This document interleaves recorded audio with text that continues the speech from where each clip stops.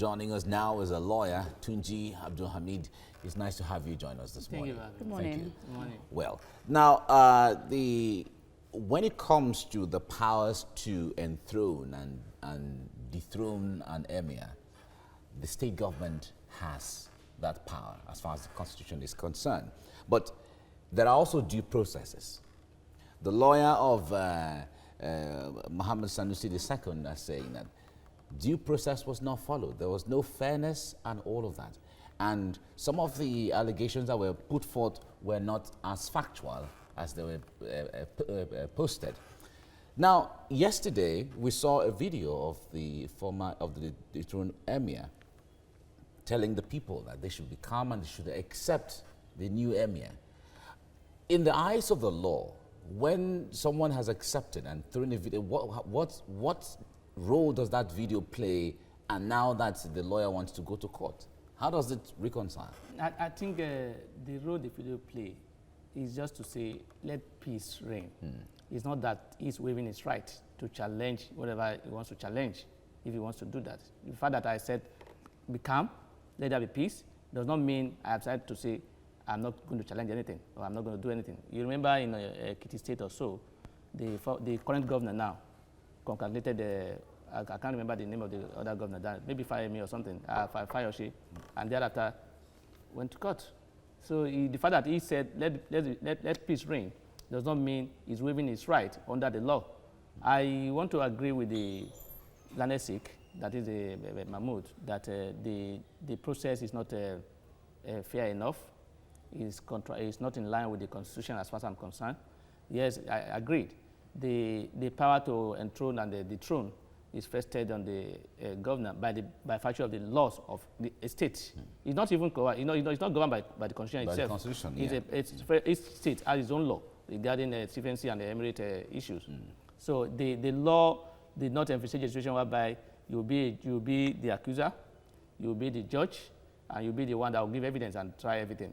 So in other words, the principle of fair hearing has not been complied with here, in line with Section 36 of the Constitution, which says that everybody must be given a fair hearing.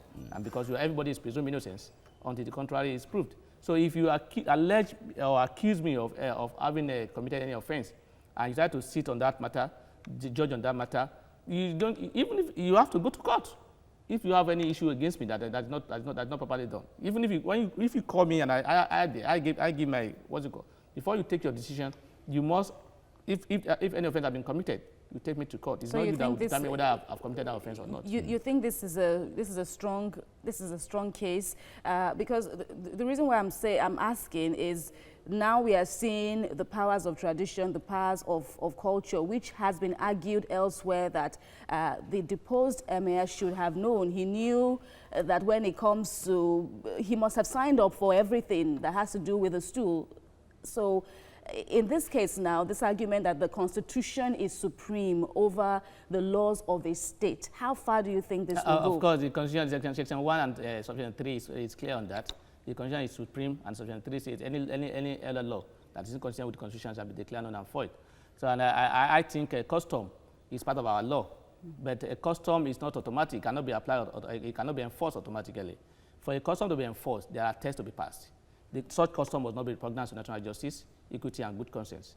And it must not be incompatible with any law for the time being enforced, and it must not be contrary to public policy.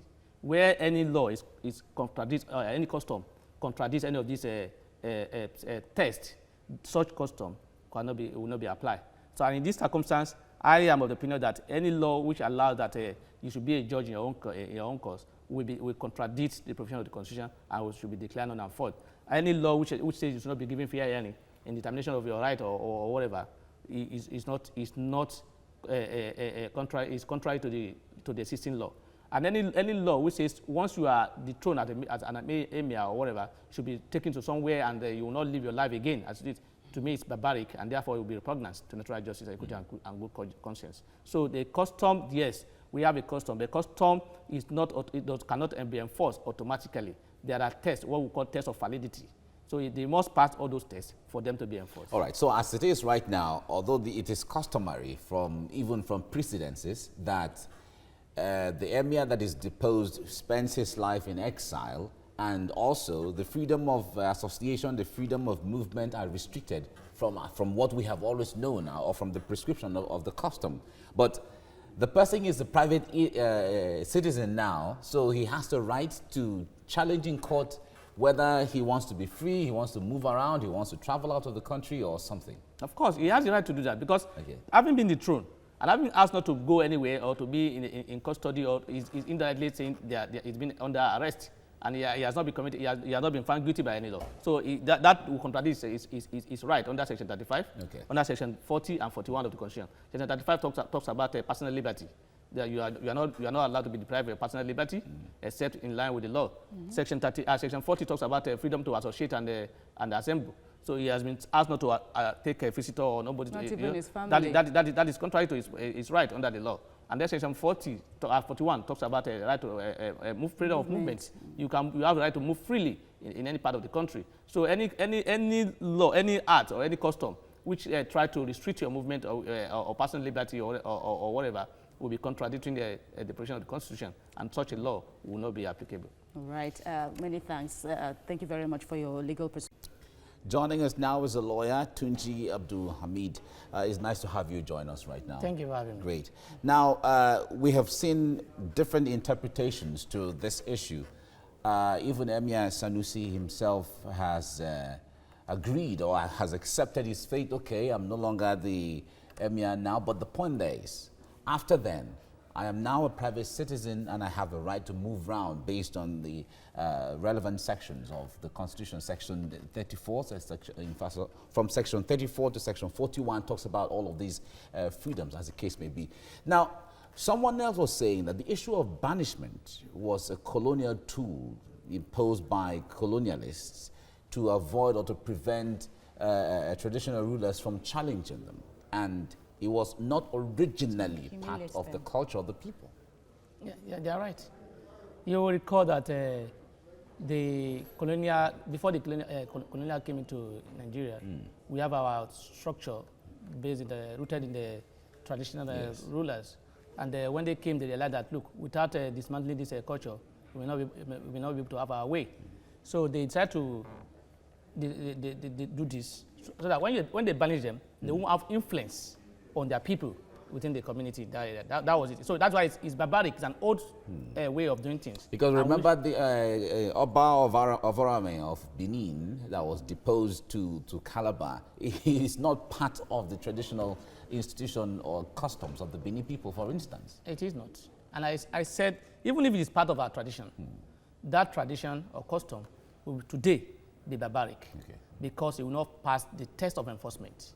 Those are the three tests of repugnancy. That is, it must not be repugnant to natural justice, good and good conscience. It must not be incompatible with the law for time being enforced, and must not be contrary to public policy.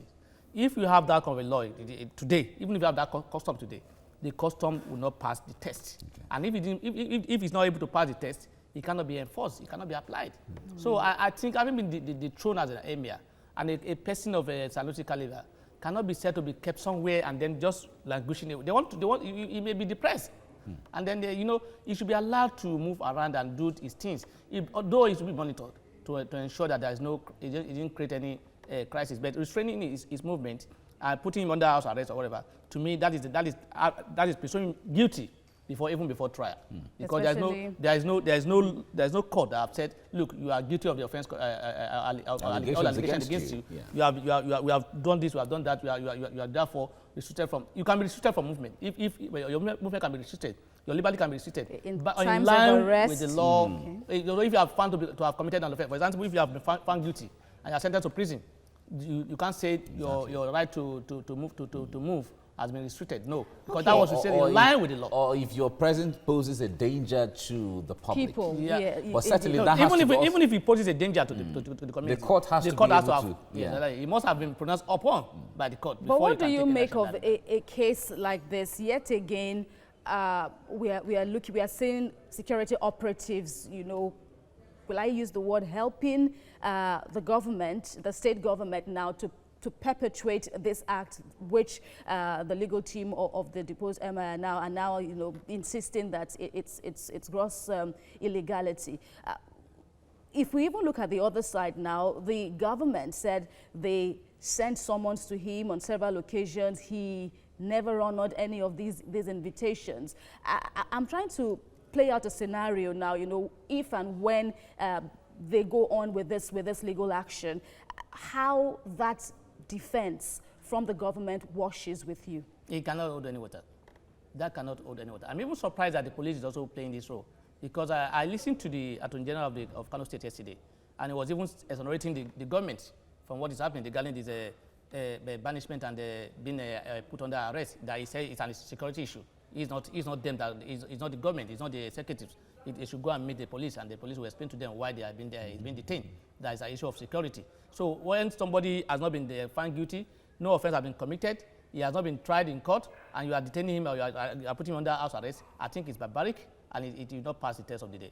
I think if it's challenged in court, I believe there's a strong case. I think that there have been a precedent on this. Yes. The Kolo's case, Yes. the former Emir of Gwandu. Yeah, the Court of Appeal said it's not legal. So I don't know, because, you know, you don't just practice a custom that is not acceptable to people. Custom must be acceptable. It must not be barbaric.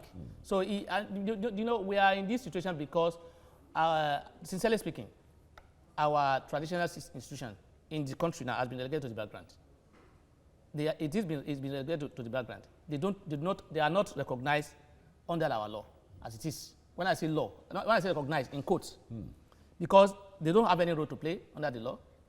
Under the Constitution. In fact, the traditional rulers are under the local government chairman. In fact, the salaries are being paid by the local government. So they are subordinate to even the local government. So if we've always had this issue now where the traditional rulers often bear the brunt, often are at the mercy of the government of the day, what should be done legally? Is this a time for the laws to be better defined and obeyed? If you continue with this law or our system as it is today, they will always be at the mercy of the governors. Because, and I don't know how they're going to do it. They won't create another fourth organs of the government, which is with the traditional institution. We have three arms of government. Yeah. Even the third arm of government is being relegated to the background, which is local government. Its jobs are being taken over by the governors. So I think until they are just there now, it's just a moral issue. They don't have any role to play as far as our law. I'm talking about law now today. They don't have any role to play under our law. They are just there. They are just there at the mercy. And if you also look at the way and manner some of them come into office, they came in through politics. It's gonna be days when the Yoruba Obas or whatever, they will say they are consulting, they are making oracles or whatever before to choose for them who will be. Yeah. Today, they are the governor choose. It's based on political appointment. Exactly. So if you are appointed based on politics, you also want to play politics. Okay. All right. Tunji Abdulhameed, thank you so much for your insight and time into this. Thank you. Thank you. All right. Joining us now is lawyer Tunji Abdulhameed. Good morning and thank you for staying with us on the program. But very briefly, let's just begin with this position from the Kano Investigative Commission now, which says it will still, in fact, this is the perfect time for them to carry on with their investigations regarding alleged corrupt land deals involving Muhammadu Sanusi. How valid do you think this position is? No, it's valid. You have the right, you can investigate anybody, you can prosecute anybody if I'm guilty, except we have immunity. I am not aware that any Oba or any Emir in the country or B has an immunity under our constitution. Even those who have immunity, they are not precluded from they are not prevented from being investigated. So investigating the Emir for what has been alleged is not out of the way. It's still in line with the law. So you can investigate them. So that will even give you the forum to be able to prosecute, or if you want to do, and take proper step against anybody found guilty of any offense. All right. Now, there has been precedence in this regard when it came to challenging the banishment and detention of a deposed king in Emir of Gwandu, who was dethroned at the time. Now, you have said earlier that the defense, Sanusi's lawyers have a case. Actually, they have a watertight case if they go to court in this regard, considering the prescription or provision of the Constitution. Now, if this goes on this way, what impact do you think is going to have on traditional institutional administration in Nigeria? You know, the traditional, we must be sincere to ourselves. The traditional administration in Nigeria has no place under our law, and it's not even recognized. They are just there at the mercies of the governors, or even at the mercies of the local government chairman. So I think any Oba or any Emir or any Obi who wants to remain as Oba will have to choose whether he wants to be an activist or he wants to be an Oba or Emir. If you want to enjoy your stay as an Emir, you have to be able to approach issue with diplomacy by way of maybe you talk to the power that be underneath. So, you know, the Emir Sanusi is such a person that, look, he doesn't hide his feelings, and he's outspoken even before he became an Emir. So that is what he's been doing even when he became an Emir. So you cannot be an Emir. You have access to these people. You have access to the governor. You have access to those in authority. You can, if you have an issue, you can discuss it with them without even bringing it to the public. You can, without criticizing them in public. You know, because they have the power to hire and to fire. If the only problem we are complaining about here is the procedure, but if the manner in which he was dethroned. Yes. It's not as if they don't have the power to dethrone him. Yeah, but the point there is when it comes to because we've also heard some people criticizing Muhammadu Sanusi for being too outspoken or criticizing in public. Now the point there is we also know that traditional institutions or traditional rulers have a lot of influence on the people, and if they see ways of, you know, trying to change or gradually change a way of doing things or a way of approaching things, wouldn't that be welcome? You know, what is happening now is a kind of trying to degrade the traditional institution. In other words, people will now see that, look, so these people are not even this powerful. We can even deal with them in any way if they are not doing our biddings. So I think it's an attempt to underrate and undergrade the traditional institution system, which I said, well, it's within their right under the law. They have no role. They are just there, and they are just, I don't know, until we try to create a institution in the law, a position in the law, which will recognize the position of the Emir or the traditional rulers. That's when we'll be able to say, oh, look, the system is this. The system as it is today has been bastardized. But how do you even streamline the situation, the current situation of the place of traditional rulers now in modern day Nigeria, even in our present democratic setting? Years ago, we saw the rehashing of the video involving a former governor of Kano State saying the Emir is a public servant in his own view. He earns salary. Yeah, at the mercy, I earns his salary. I pay his salary. So come on, he has to obey my command. If we get to that point where we have to seek, amendment of certain areas in the laws now, regarding the issue of pay of their salaries, how do we look at that? How do we amend that area?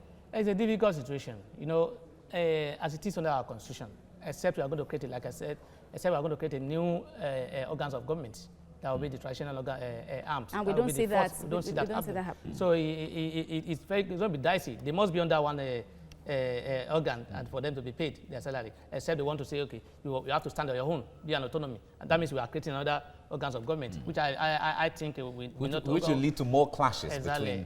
It's okay. We have to leave it here now. Tunji Abdulhameed, thank you so much for coming.